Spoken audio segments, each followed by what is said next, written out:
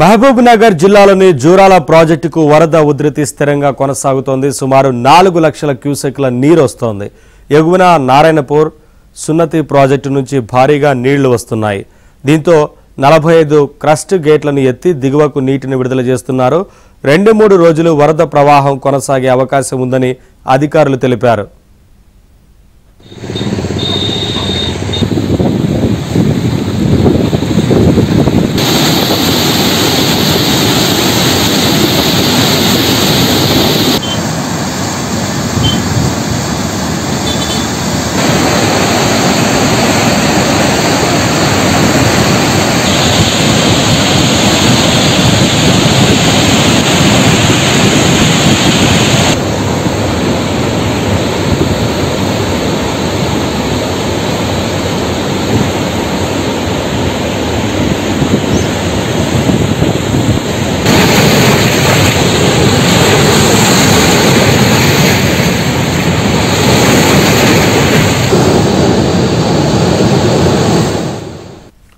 మహబూబ్ నగర్ జిల్లాలోని జూరాల ప్రాజెక్టుకు వరద ఉధృతి స్థిరంగా కొనసాగుతోంది.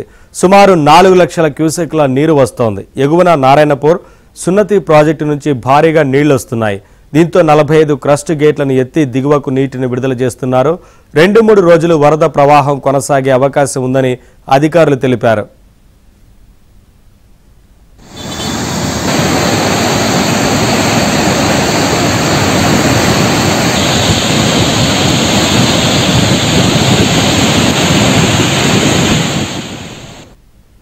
అప్డేట్స్ మా కరెస్పాండెంట్ బసవరాజ్ అందిస్తారు. బసవరాజు, 45 క్రస్ట్ గేట్లను ఎత్తి దిగువకు నీటిని విడుదల చేస్తున్నట్టు తెలుస్తా ఉంది. ఏంటి వివరాలు? ప్రాజెక్టుకు ఇంకా వరద ఉధృతి కొనసాగుతా ఉందా? నవీన్, జూరాల ప్రాజెక్టు వద్ద కృష్ణమ్మ పరవళ్లు తొక్కుతుంది. గత నెల రోజుల క్రితం భారీగా వరద వచ్చింది.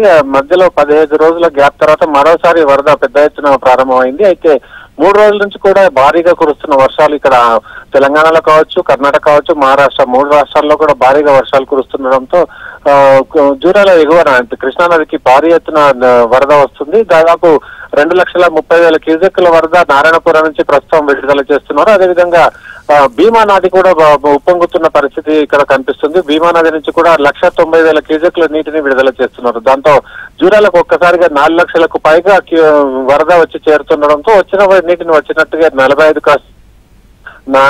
లక్షల దిగువకు విడుదల చేస్తున్నారు. ఈ పరిస్థితి ఇంకా 3-4 రోజులు కనీసంగా కొనసాగుతుందని చెప్పి అధికారులు వెల్లడిస్తున్నారు. Naveen, thank you Basavaraju.